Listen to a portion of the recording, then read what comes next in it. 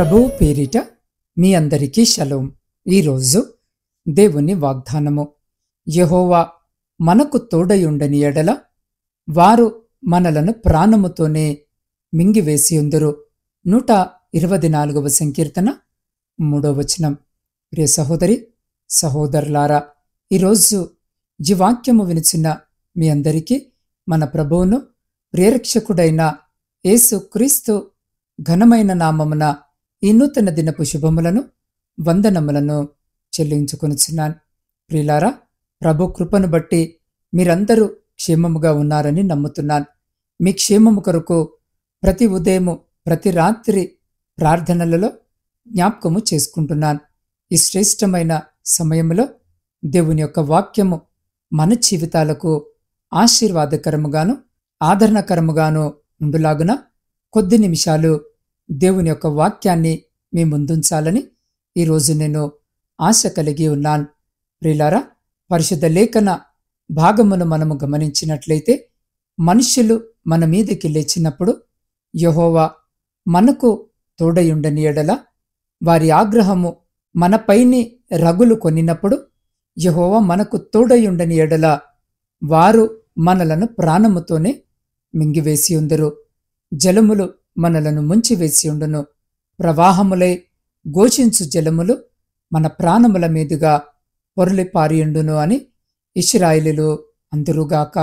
వారి పండ్లకు మనలను వేటగా అప్పగింపని యెహోవా స్తుతినొందునుగాక అని లేఖన భాగములో సెలవిచ్చిన ప్రకారము, ప్రియులారా, చదవబడిన లేఖన భాగములోని మొదటి 2 వచనాలలో కీర్తనాకారుడైన దావీదు ఒక చక్కటి మాటను జ్ఞాపకము చేస్తూ ఉన్నాడు. ఈరోజు ఈ మాటను మనము కూడా నిరంతరము జ్ఞాపకము చేసుకోవాలి. ఎందుకంటే మనము సజీవుల లెక్కలో ఉన్నాం. సజీవ లెక్కలో ఉన్నాము అంటే మనమేదో మన బలము చేత మన శక్తి చేత బ్రతికేస్తున్నాము, మన సంపదాన చేత మన ఐశ్వర్యము చేత ఆరోగ్యముగా ఉన్నామని అనుకోవడానికి ఎంత మాత్రము కూడా వీలు లేదు. ప్రియులారా, ఈరోజు మనము సజీవ లెక్కలో ఉన్నాము అనంటే, ఈరోజు మనము ఆరోగ్యంగా ఉన్నాము అనంటే, ఈరోజు మనము మంచి ఆయుష్ కలిగి బ్రతుకుతున్నాము అనంటే, కీర్తనాకారుడైన దావీదు సెలవిస్తున్నాడు, తన జీవిత అనుభవము ద్వారా దేవుడు తోడై ఉన్నాడు గనక మనుషులు మన మీదికి లేచిన యెహోవా మనకు తోడయుండని ఎడల, ఇక్కడ మనుషులు లేదంటే వారి ఆగ్రహము కేవలము ఆ ఒక్క అంశము మట్టుకే మాత్రము కాదు. సమస్యలు మన మీదికి లేస్తాయి, వ్యాధులు మన మీదికి లేస్తాయి, బాధలు మన మీదికి లేస్తాయి, బలహీనతలు మన మీదికి లేస్తాయి. బలహీనతలు మనల్ని చుట్టుముట్టినప్పుడు, కష్టాలు కన్నీళ్లు మనలను తొందరపెట్టినప్పుడు, ప్రియులారా, మనుష్యులు మాత్రమే కాదు, వారి యొక్క ఆగ్రహ జ్వాలలు మాత్రమే కాదు, వారి యొక్క మాటలు మాత్రమే కాదు, మన చుట్టూ ఉంటున్నటువంటి అనేక పరిస్థితులు, పరిష్కారము కానటువంటి సమస్యలు, నయము కానటువంటి రోగము, కుదరనటువంటి జబ్బులు, మనము సాధించలేనటువంటి అంశాలు అనేకము మన జీవితంలో మనల్ని తొందర పెడుతూ ఉన్నప్పుడు, కలువర పెడుతూ ఉన్నప్పుడు, మన మీదికి లేచి మన ఉనికిని ప్రశ్నిస్తున్నప్పుడు, మన జీవితంలో సమాధానాన్ని పోగొడుతున్నప్పుడు, మన మనసులో నెమ్మది లేకుండా చేస్తున్నప్పుడు, ప్రియులారా, యెహోవా మనకు తోడై ఉండని ఎడల అలాంటి సంక్లిష్టమైనటువంటి పరిస్థితులలో, మనము పరిష్కరించుకోలేనటువంటి సమస్యలలో, మనము నయము చేసుకోలేనటువంటి వ్యాధి బాధలలో, లేదా మనుషుల యొక్క మాటలు, వారి యొక్క వ్యతిరేకతల నడుమ మన జీవన ప్రయాణము కలువరపాటుకు గురవుతున్నప్పుడు, దేవుడు నిజముగా మనకు తోడుగా ఉండకపోతే కనుక, దేవుడు నిజముగా మనకు సహాయం చేసి ఉండకపోతే, ప్రియులారా, ఈరోజు మనము ఏమైపోదుమో ఆలోచించుకోవలసిన అవసరము గడిచిన కాలము మొదలుకొని ఇప్పటి వరకు ఈరోజు మనము సజీవ లెక్కలో ఉన్నాము అంటే దేవుడు మనకు తోడై ఉన్నాడు. అవును ప్రియులారా, ఈరోజు మనం ఆరోగ్యంగా ఉన్నాము అనంటే మన బలహీనతలలో దేవుడు తోడయ్యున్నాడు. ఈరోజు సంతోషముగా ఉన్నామంటే మన దుఃఖాలలో దేవుడు మనకు తోడయ్యున్నాడు. ఈరోజు మనము నెమ్మది కలిగి జీవిస్తున్నాము అంటే మన సమస్యలను పరిష్కరించడంలో దేవుడు మనకు తోడయ్యున్నాడు. మన జీవితంలో ప్రతి దినము ప్రతి క్షణము దేవుడు మనకు తోడై ఉండకపోతే ఏ రోజో మనము మన్నై పోయేవారము. ఏ రోజో మన జీవితాలు ముగిసిపోయి ఉండేవి. ఈ విషయాన్ని కీర్తనాకారుడైన దావీదు జ్ఞాపకము చేసుకున్నాడు. ఎందుకంటే ప్రియులారా, దావీదు జీవితంలో ఇలాంటి అనేకమైన పరిస్థితులను ఎదుర్కొన్నాడు. అతని తండ్రి మందలు కాస్తున్నప్పుడు కాని, గొలియాతును ఎదుర్కొంటున్నప్పుడు కాని, సౌలు చేత తరమబడుతున్నప్పుడు కాని, సమస్యల చేత సతమతమైపోతున్నప్పుడు కాని, దావీదు ఇలాంటి అనేక పరిస్థితులు తన జీవితంలో చూశాడు. వాటన్నిటి నుంచి తప్పించబడినటువంటి దావీదు కీర్తన రాస్తూ, నిజమే, నా జీవిత ప్రయాణములో నేనెదుర్కొన్నటువంటి సమస్యలలో, నాకెదురైనటువంటి పరిస్థితుల్లో, నన్ను తరిమినటువంటి శత్రువుల నడుమ, నేనెదుర్కొన్నటువంటి భయంకరమైనటువంటి పరిస్థితుల నడుమ దేవుడు నాకు తోడై ఉండకపోతే గనక ఈరోజు నేనెప్పుడో నశించిపోయేవాడిని, ఎప్పుడో నా జీవితము, నా పరిస్థితి ముగిసిపోయి ఉండేది అని కీర్తనాకారుడైన దావీదు కృతజ్ఞతతో దేవుని కృపను జ్ఞాపకము చేసుకుని దేవుడు తనకు తోడై ఉన్నాడు అనేటటువంటి సంగతిని జ్ఞాపకము చేసుకుంటూ ఉన్నట్టుగా మనము గమనించగలము. ప్రియులారా, 94వ సంకీర్తన 17వ వచనంలో కూడా ఒక చక్కటి మాటను మనము చూడగలుగుతూ ఉంటాం. యెహోవా నాకు సహాయము చేసి ఉండని ఎడల నా ప్రాణము శీఘ్రముగా మౌనమందు నివసించి ఉండెను. యెహోవా నాకు సహాయము చేసి ఉండని ఎడల, అవును, నిజమే ప్రియులారా, ఆయన మనకు తోడై ఉండకపోతే, దేవుడు మనకు సహాయము చేసి ఉండకపోతే, యేసు క్రీస్తు ప్రభు తన కృపను మన ఎడల చూపించి ఉండకపోతే ఈరోజు మన జీవితము ఇంతవరకు కొనసాగి ఉండేది కాదు. ఈరోజు మనము సజీవ లెక్కలో ఉండేవాళ్ళమే కాదు. ఈరోజు సజీవ లెక్కలో మనము ఉండగలిగినామంటే, ఆరోగ్యముతో ఉండగలిగామంటే, నెమ్మది కలిగి ఉండగలిగామంటే, సంతోషముగా బ్రతుకుతున్నామనంటే, మన జీవితంలో విజయాలు సాధిస్తున్నామనంటే, ప్రగతిని సాధిస్తున్నామనంటే, అభివృద్ధిని పొందుతున్నామనంటే, మనము వర్ధిల్లుతున్నామనంటే, సురక్షితముగా ఉన్నామనంటే, ప్రియులారా, ఇవన్నీ కూడా దేవుడు మనకు తోడై ఉండడము వలన మాత్రమే మనకు కలిగిన ఆశీర్వాదాలు. మన ధనము కాదు, మన బలము కాదు, మన భాగ్యము కాదు, మన దగ్గర ఉన్న ఏ గొప్పతనము కాదు అన్న విషయాన్ని ఎవరు దావీదు వలె గ్రహిస్తారో వారు ధన్యులు. ఎవరు దావీదు వలె గ్రహిస్తారో మరి తమ జీవితంలో ఆశీర్వాదాన్ని పొందుకుంటారు. అందుకనే ఇదే కీర్తనాకారుడైన దావీదు 23వ సంకీర్తన 4వ వచనంలో మాట్లాడుతూ, గాఢాంధకారపు లోయలలో నేను సంచరించినను ఏ అపాయమునకు భయపడను, నీవు నాకు తోడయుందువు, నీ దుడ్డుకర్రయు నీ దండమును నన్నాదరించును అన్న వచనము ప్రకారము, ప్రియులారా, గాఢాంధకారపు లోయల్లో దావీదు జీవితమంతా గాఢాంధకారపు లోయలే. ఎటు వెళ్ళినా, ఎటు చూసినా మరణము తరుముతున్న పరిస్థితులు, మరణపు అంచులో నిలిచిన పరిస్థితులు, మరణము కౌగిట్లో బంధింపబడినటువంటి పరిస్థితులు. ఆ కీర్తనకారుడు దేవుని తన కాపరిగా చేసుకుని ఈ కీర్తన రాస్తూ మాట్లాడుతున్నాడు. గాఢాంధకారపు లోయలో సంచరించినను ఏ అపాయమునకు భయపడను. ఎందుకు భయపడడు అనంటే, ఆ గాఢాంధకారపు లోయలో దేవుడు దావీదుకు తోడయ్యున్నాడు గనక.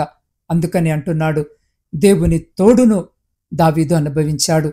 దేవుని తోడు ఎలా ఉంటుందో, ఎలా సంరక్షిస్తుందో, ఎలా కాపాడుతుందో, దేవుని తోడు చేత దావీదు ఎలాంటి సమస్యలను అధిగమించాడో, ఎలాంటి విజయాలు సాధించాడో, ఎలాగూ శత్రువుల చేతిలో నుంచి విడిపించబడ్డాడో, ఎలాగూ వ్యాధి బాధ బలహీనతల నుంచి తప్పించబడ్డాడో, ఇవన్నీ దావీదు అనుభవించాడు గనక దావీదు తన జీవితంలో ఎరిగి ఉన్నాడు కనుక ఈ మాటలు మాట్లాడుతున్నాడు. ప్రియ సహోదరి సహోదరులారా, గాఢాంధకారపు లోయలలో సంచరించి ఏ అపాయమునకు భయపడడు. ఎందుకు భయపడడు అనంటే దేవుడు తోడయున్నాడు. యేసయ్య తోడయున్నాడు. కాపరి తనను ఎవరినైతే కాపరిగా చేస్తుందో ఆ మంచి కాపరైనటువంటి దేవుడు దావీదుకు తోడయున్నాడు కనుక దావీదు దేనికి భయపడలేదు, దేనికి జడియలేదు. తన విశ్వాసాన్ని పోగొట్టుకోలేదు. దేవుని మీద తనకున్న నమ్మకాన్ని కొనసాగించి దేవుని ప్రజల మీద ఒక గొప్ప చక్రవర్తి, దేవుని యొక్క హృదయానుసారునిగా దావీదు జీవించినట్లుగా మనము గమనించగలము. ప్రియ సహోదరి సహోదరుడా, సమూయేలు మొదటి గ్రంథంలో కూడా ఇదే మాటను మనము చూడగలము.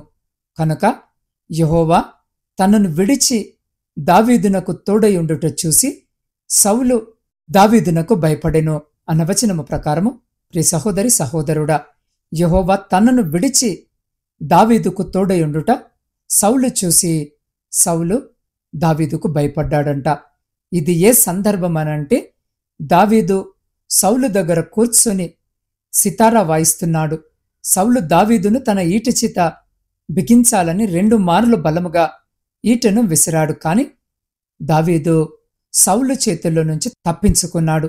అది చూసి సౌలు అంటున్నాడు, నా చేతుల్లో నుంచి ఇంత తక్కువ దూరంలో కూడా నా ఈట నుంచి దావీదు తప్పించుకున్నాడు అనంటే ఇది దావీదు యొక్క శక్తి, దావీదు యొక్క బలము కాదు. ఖచ్చితంగా దావీదును తప్పించింది దేవుడే. అవును ప్రియ సహోదరి సహోదరుడా, ఖచ్చితంగా దావీదును తప్పించింది దేవుడే. ఎందుకంటే సౌలు కూడా దేవుడు తోడై ఉండడము ఎలాంటిదో అనుభవించాడు. తన చేతుల్లో నుంచి తాను ఈటె విసరగా దావీదు తప్పించుకోవడము చూసి దావీదుకు దేవుడు తోడై ఉన్నాడని సౌలు గ్రహించి భయపడ్డాడు. నిజమే ప్రియులారా, అందుకనే ఈ అనుభవాలన్నీ ఇవన్నీ ఎందుకు నేను ఒక్కొక్కటి జ్ఞాపకము చేస్తున్నాను అనంటే, దావీదు ఈ మాట అనడానికి కారణము ఏమిటి? ఈ మాట అనడానికి కారణము ఏమిటంటే, దేవుడు దావీదునకు తోడయున్నాడు. ఒకవేళ దావీదునకు దేవుడు తోడై ఉండకపోతే దావీదు ఏనాడో నశించిపోయి ఉండేవాడు. ప్రియ సహోదరి సహోదరుడా, మనుషులు మన మీదికి లేచిన, సమస్యలు మన మీదికి లేచిన, బలహీనతలు మన మీదికి లేచిన దేవుడు మనకు తోడై ఉండకపోతే ఈనాడు మనము నశించిపోయేవారమని ఇక్కడ కీర్తనకారుడైన దావీదు జ్ఞాపకము చేస్తున్నాడు. ప్రియ సహోదరి సహోదరుడా, 89వ సంకీర్తనలో కూడా చక్కటి మాటను మనము జ్ఞాపకము చేసుకోగలము. 28వ వచనాన్ని గనుక మనము చదివినట్లయితే, నా కృప నిత్యము అతనికి తోడుగా ఉండజేసేదను, నా నిబంధన అతనితో స్థిరముగా ఉండజేసేదను అని. అవును ప్రియ సహోదరి సహోదరుడా, నిజానికి ఎజ్రాహీయుడైనటువంటి ఏతాము రచించినటువంటి కీర్తన ఇది. కాని ఈ కీర్తనలో ఎవరి గురించి రాయబడి ఉందనంటే దావీదు గురించి రాయబడి ఉంది. దావీదు గురించి దేవుడు సెలవిచ్చినటువంటి ఈ చక్కటి మాటను మనము జ్ఞాపకము చేసుకోవాలి. దేవుడు అంటున్నాడు, నా నిబంధన అతనికి తోడుగా ఉండజేసేదనని. దావీదునకు దేవుడు నిత్యము కృపతోడుగా ఉండజేశాడు. అందుకే అరణ్యములో తండ్రి మందలను మేపుతున్నప్పుడు సింహాలు ఎలుగుబంటి మీదికి వచ్చినా దావీదు భయపడలేదు. దావీదునకు దేవుడు తోడై గొలియాతు వంటి మహాశత్రువును ఎదుర్కొంటున్నప్పుడు దేవుడు దావీదుకు తోడై ఉన్నాడు. సౌలు చేతుల్లో చిక్కబడకుండా దేవుడు దావీదునకు తోడై అరణ్యవాసుల చేతుల్లో, ఇంకా అన్యుల చేతుల్లో, ఇంకా వ్యతిరేక శక్తుల చేతుల్లో దావీదు చిక్కబడకుండా ఉండునట్లు దేవుడు అనుదినము అనుక్షణము దావీదునకు తోడై దావీదును రక్షించినట్లుగా మనము చూస్తున్నాం. ప్రియ సహోదరి సహోదరుడా, ఈరోజు ఈ మాటలు ఎందుకు ఇంత స్పష్టముగా మనం ఒక్కొక్క మాటను ధ్యానము చేయవలసి వచ్చింది అనంటే, ఈరోజు మన జీవితంలో కూడా ఎందరో శత్రువులు, ఎన్నో సమస్యలు మన జీవితాన్ని తొందరపెట్టి మన జీవితంలో జరగాల్సినటువంటి కార్యాలను ఎలాగైనా చెదరగొట్టాలి, మన బ్రతుకులో ఏదో ఒక నిందను వేసి మన యొక్క భవిష్యత్తును పాడు చేయాలి. దావీదుకు చుట్టూ ఉన్నట్లు మన చుట్టూ కూడా ఎంతో మంది శత్రువులు ఉండొచ్చు, లేదా ఎన్నో సమస్యలుండొచ్చు, లేదా ఎన్నో నిరాశ నిస్పృహలు ఈరోజు మన జీవితంలో కలువర పెడుతూ కూడా ఉండవచ్చు. వాటన్నిటిలో దావీదును ఒక్కసారి జ్ఞాపకము చేసుకోండి. దావీదు అంటున్నాడు, నిజముగా ఈరోజు నేను చక్రవర్తిని అయ్యాను, ఈరోజు నేను రాజునయ్యాను, ఈరోజు నేను శాసిస్తే శాసనము ఏమి చేసినా నాకెదురులేదు. అయినప్పటికీ ఈ స్థితిలో నేను ఉండడానికి కారణం, ఈ స్థితిలో నేను నిలవడానికి కారణం, ఒకప్పుడు శత్రువులు నన్ను తరిమినప్పుడు, సమస్యలు నన్ను తరిమినప్పుడు, వ్యాధి బాధలు నన్ను చుట్టుముట్టినప్పుడు, బలహీనతలు నన్ను కలవరపెట్టినప్పుడు, భవిష్యత్తు ప్రశ్నార్థకమైనప్పుడు, నేను తలపెట్టిన ప్రతి పని అపజయము పాలైనప్పుడు, నిజముగా దేవుడు నాకు తోడయుండి నన్ను ఆదరించకపోతే, దేవుడు నాకు తోడయుండి నన్ను ఉదార్చక, దేవుడు నాకు తోడయుండి నన్ను బలపరచకపోతే, దేవుడు నాకు తోడయుండి నాలో విశ్వాసాన్ని పుట్టించకపోతే, దేవుడు నాకు తోడయుండి నాకు నిరీక్షణ కలుగజేయకపోతే, దేవుడు నాకు తోడయుండి నన్ను ధైర్యపరచకపోతే, ప్రియ సహోదరి సహోదరుడా, ఈరోజు నేను ఈ ప్రగతిని సాధించేవాడిని కాదు, ఈరోజు నేను కష్టపడేవాడిని కాదు, ఈరోజు నేను కట్టబడేవాడిని కాదు, ఈరోజు నేను నిలవబడేవాడిని కాదు, ఈరోజు దేవుని ఆశీర్వాదాలకు పాత్రులుగా ఉండేవాడను కాదు, ఉండేదానను కాదు అని ఈరోజు మనలో ప్రతి ఒక్కరూ జ్ఞాపకము చేసుకోవాలి. దావీదు ఒక్కడు మాత్రమే కాదు. కాబట్టి మనమందరము జ్ఞాపకము చేసుకోవాలి, దేవుడు నాకు తోడయ్యున్నాడనే విషయాన్ని. అవును ప్రియ సహోదరి సహోదరుడా, దావీదు ఇశ్రాయేలు ప్రజల మీద 40 సంవత్సరాలు చక్రవర్తిగా రాజుగా పరిపాలన చేశాడు.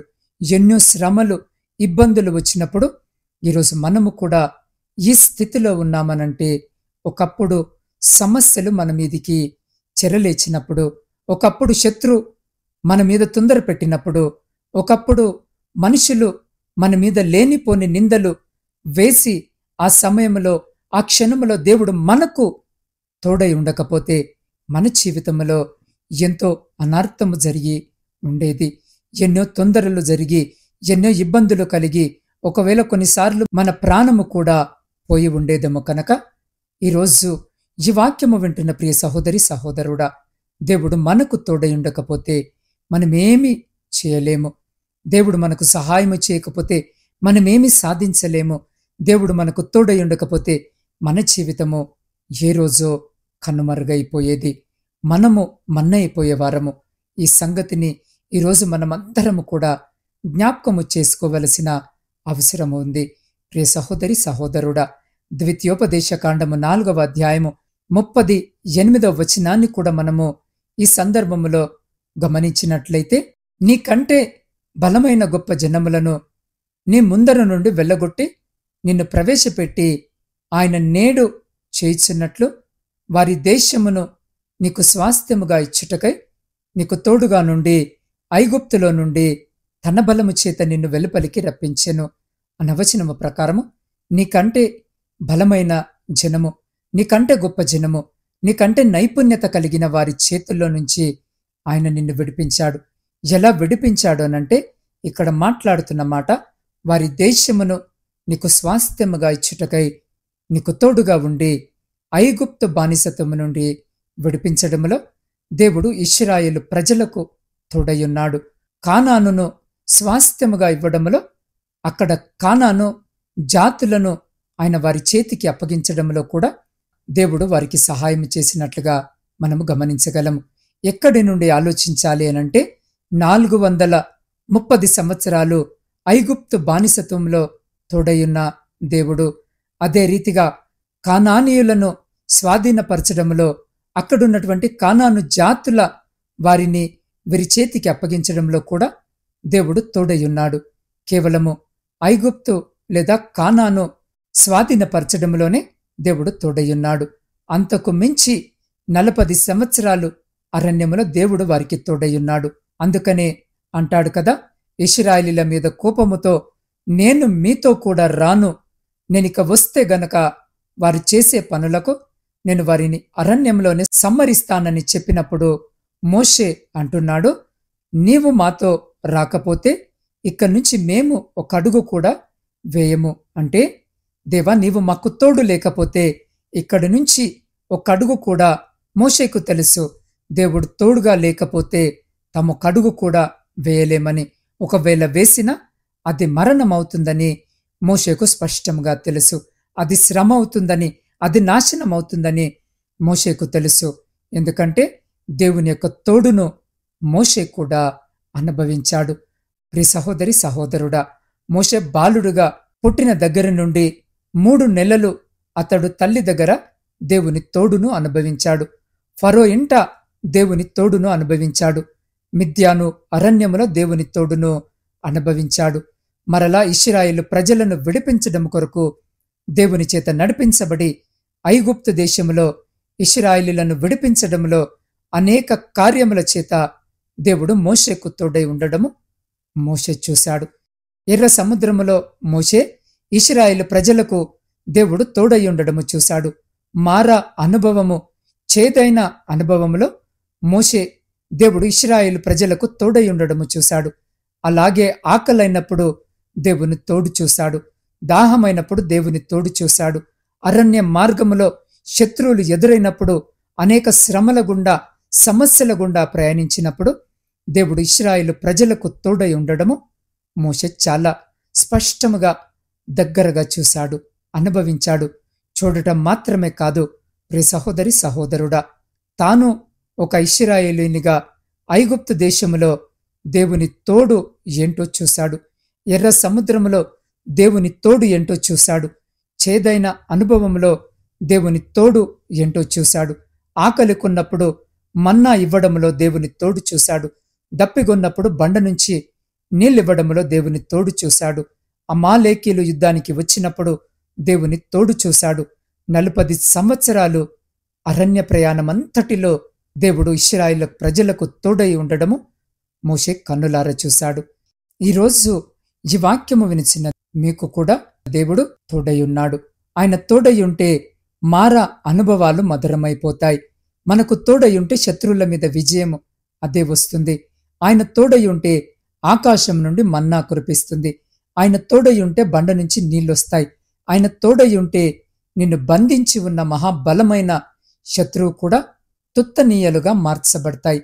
ఆయన తోడై ఉంటే నీకిచ్చిన వాగ్దానాలు నువ్వు స్వాధీనము చేసుకున్నటకు 1 కాదు 2 కాదు ప్రియులారా, దావీదుకు తోడయున్న దేవుడు ఏమి చేశాడో చూశాం. ఇశ్రాయేలు ప్రజలకు కూడా తోడయుండి ఏమి చేశాడో చూశాం. నిజమే ప్రియ సహోదరి సహోదరుడా, దేవుడు మనకు తోడయుండకపోతే ఈ లోకములో పుట్టినది మొదలుకొని ఈ క్షణము వరకు తల్లి గర్భములో పిండముగా ఉన్నది మొదలుకొని పిండముగానే రాలిపోకుండా, పురిట్లోనే చనిపోకుండా, పసివానిగా ఉన్నప్పుడు ప్రాణాలు పోగొట్టకుండా, బాల్య దినములలో నీ యొక్క బ్రతుకు పోగొట్టకుండా, యవన దినములలో నీ జీవితము నాశనము కాకుండా, ఇప్పటి వరకు లేదా వృద్ధాప్యము అయినా తోడు ఉండకపోతే ఒక్కసారి ఆలోచించండి. ఆయన నీతో ఉండకపోతే ఏమైపోతుందో ఒక్కసారి ఆలోచించు. ఇదంతా అనుభవించిన దావీదంటున్నాడు, నిజమే, మనుషులు మన మీదికి లేచినప్పుడు, వారి ఆగ్రహము మన మీదికి లేచినప్పుడు దేవుడు మనకు తోడై ఉండకపోతే మన బ్రతుకులు ఏమైపోతాయి, మన జీవితాలు ఏమైపోతాయి, మన యొక్క భవిష్యత్తు ఏమైపోతుంది. ఈరోజు ఈ వాక్యము వినిసిన ప్రియ సహోదరి సహోదరుడా, ఆయన నీకు తోడుగా ఉన్నాడు కనుకనే నువ్వు ఆరోగ్యంగా ఉన్నావు. ఆయన నీకు తోడుగా ఉన్నాడు గనుకనే నువ్వు ఆయుష్ కలిగి ఉన్నావు. ఆయన నీకు తోడై ఉన్నాడు గనక నువ్వు ఉద్యోగము చేసుకోగలుగుతున్నావు, పని చేసుకోగలుగుతున్నావు. ఆయన నీకు తోడై ఉన్నాడు గనుకనే మన కుటుంబాలు కట్టబడుతున్నాయి. ఆయన తోడై ఉన్నాడు గనుకనే మనము మన బిడ్డలతో సంతోషముగా బ్రతకగలుగుతున్నాం. ఆయన తోడై ఉన్నాడు గనుకనే ఆయన సన్నిధిని సజీవ లెక్కలో మనం ఉండగలుగుతున్నాం. ఆయన తోడై ఉన్నాడు కనుకనే మనం ఆరోగ్యముతోనే మనగగలుగుతున్నాం. నిజమే ప్రియ సహోదరి సహోదరుడా, దావీదునకు తన కష్టకాలమందు తోడై ఉన్నాడు. దావీదు అవన్నీ జ్ఞాపకము చేసుకున్నాడు. దేవుడు నాకు తోడై ఉన్నాడు, దేవుడు నాకు తోడై ఉండకపోతే, దేవుడు నాకు సహాయము చేసి ఉండకపోతే ఏ రోజో నేను నిశ్చయముగా ఈ లోకయాత్రను ముగించేవాడినని. ఇశ్రాయేలు ప్రజల జీవితంలో దేవుడు తోడు అనుభవించి మోషే మాట్లాడుతున్నాడు. దేవుడు మీకు తోడయ్యున్నాడు. భయంకరమైన ఐగుప్తు బానిసత్వం నుంచి, అతి భయంకరమైనటువంటి కానాను శత్రువుల నుంచి దేవుడు మనల్ని విడిపించడానికి, తప్పించడానికి, రక్షించడానికి ఆయన ఈరోజు మీకు తోడయ్యున్నాడు. ఈరోజు ఈ వాక్యము వింటున్న ప్రియ సహోదరి సహోదరుడా, మన జీవితంలో తోడయ్యున్నాడు. మన జీవితంలో సమస్తమును జరిగించే దేవుడు. మరణము వరకు ఆయన మనకు తోడుగా ఉంటానని వాగ్దానము చేసిన దేవుడు. ఈరోజు ఈ వాక్యము వినిచిన నీవు ఈ సత్యమును గ్రహించగలిగితే ఆయన పట్ల నీకు కృతజ్ఞత బుద్ధి కలుగుతుంది. ఎవరైతే ఆయన పట్ల కృతజ్ఞత బుద్ధి కలిగి ఉంటారో దావీదును హెచ్చించినట్లు ఈరోజు నిన్ను, నన్ను కూడా దేవుడు హెచ్చిస్తాడు. దేవుడు మనకెప్పుడు కూడా తోడుగా ఉంటాడని జ్ఞాపకము చేసుకోవాలి. మీ జీవితంలో ప్రతిక్షణం దేవుడు నాకు తోడై ఉండకపోతే నేను ఏమైపోతానో అన్న ఈ మాట నిన్ను విశ్వాసిగా స్థిరపరుస్తూ, విశ్వాసములో పరిశుద్ధాత్మ మనని స్థిరపరుచున్నాడు, ఆయన తోడయ్యున్నాడు అన్న సంగతిని గ్రహించుటకు ఈ మాటలు పరిశుద్ధాత్మ దేవుడు మన హృదయంలో ఫలింపచేయలాగున ఈ సమయంలో ఈ వాక్యము వినిచిన మీరు ఏ స్థలములో ఉన్నా, ఏ పరిస్థితిలో ఉన్నా అదే స్థలములో, అదే పరిస్థితిలో నిలవబడి ఉండి ఒక్క నిమిషము నాతో పాటు కళ్ళు మూసుకున్నట్లయితే ఆయన పాద సన్నిధిలో ప్రార్థించుకుందాం. సర్వమును సృష్టించి సదా ఏకరీతిగా పరిపాలించిన మా ప్రియ పరలోకపు పరమ తండ్రి, మీ శ్రేష్టమైన ఘనమైన ఉన్నతమైన నామాన్ని బట్టి స్తుతులు, స్తోత్రాలు, వందనాలను చెల్లించుకొనిచున్నాం. దేవా, ఈ శ్రేష్టమైన నూతన దినములో మీ శ్రేష్టమైన మాటల ద్వారా మీరు నాతో మాతో మాట్లాడి మా హృదయాలను తృప్తిపరిచిన మీ గొప్ప ప్రేమను బట్టి మీకే కృతజ్ఞతా వందనాలు. అయ్యా, కీర్తనకారుడైన దావీదన్న మాట మనుష్యులు మా మీదికి లేచినప్పుడు యెహోవా మాకు తోడై ఉన్నాడని. నిజమే తండ్రి, మీరు మాకు తోడై ఉండకపోతే మేమే రోజు నశించిపోయేవారం. పిండముగా ఉన్నప్పుడే రాలిపోయేవారమి, పురిట్లో ఉన్నప్పుడే నాశనమైపోయేవాళ్ళం. బాల్య దినములు, యవన కాలము, నడిప్రాయము, వృద్ధాప్యములో ఏదో ఒక సమయములో మా జీవితము మేము ముగించేసేవారము. ఈరోజు మేము మీ యొక్క సజీవ లెక్కలో ఆరోగ్యముతో మీరిచ్చిన ఆశీర్వాదము అనుభవిస్తున్నామనంటే మీరు మాకు తోడై ఉన్నారు. మాకు తోడై ఉండకపోతే సత్యము మేము గ్రహించడానికి, మీరు మాకు తోడుగా ఉన్నారని విశ్వసించడానికి సహాయం చేయండి. విన్న వాక్యము అయా మా అందరి హృదయాలలో ఇమ్మానుయేలు దేవునిగా మీరు మాతో ఉన్నారని, మాకు తోడై ఉన్నారన్న సంగతిని మేమందరము విశ్వాసముతో నమ్ములాగున మీ కృపను దయచేయమని వేడుకొనిచున్నాం. దేవా, ఈరోజు జన్మదిన వివాహ వార్షికోత్సవాలు జరుపుకొంచున్న ప్రతి బిడ్డ కొరకు ప్రత్యేకంగా ప్రార్థిస్తున్నాం. ప్రతి బిడ్డను జ్ఞాపకము చేసుకోండి. మీ నూతన దయాకిరీటము చేత ఆశీర్వదించి రాబోయే కాలం అంతా కూడా నా తండ్రి సంతోషకరమైన కుటుంబ జీవితమును బిడ్డలకు దయచేయమని వేడుకొంచున్నాం. దేవా, శారీరక మానసిక బలహీనతలతో బాధపడుతున్న బిడ్డలందరినీ న్యస్తాలకు అప్పజెప్తా ఉన్నాం. అయా, బిడ్డలను జ్ఞాపకము చేసుకుని మీ పరిశుద్ధమైన హస్తముతో తాకి అయా మంచి ఆరోగ్యమును బిడ్డలకు దయచేయమని వేడుకొనిచున్నాం. దేవా, ప్రపంచంలో శాంతి సమాధానాలను కల్పించమని వేడుకొనిచున్నాం. ప్రాముఖ్యముగా నా తండ్రి, శాంతి సమాధానాలు లేకుండా విడిపోయిన విచ్ఛిన్నమైన ప్రతి కుటుంబాన్ని మీ పరిశుద్ధ నామమున తిరిగి ఈ దినమున కట్టుమని వేడుకొనిచున్నాం. దేవ, ప్రాముఖ్యముగా ఈ సమయంలో నా తండ్రి ఎంతమంది నా ఆత్మీయ కుటుంబ సభ్యులు ఇదిగో ఈ వాక్యము విని నాతో పాటు ప్రార్థనలో ఏకీభవిస్తున్నారో వారందరినీ అయ్యా ఇదిగో మీ పరిశుద్ధ హస్తములకు అప్పజెపుతున్నాను. అయ్యా, ప్రతిదినము క్రమము తప్పకుండా ఉదయము రాత్రి వాక్యము విని నాతో పాటు ప్రార్థనలో ఏకీభవిస్తూ అయ్యా వారి ప్రార్థన మనవులో నాకు తెలియజేస్తున్నారు.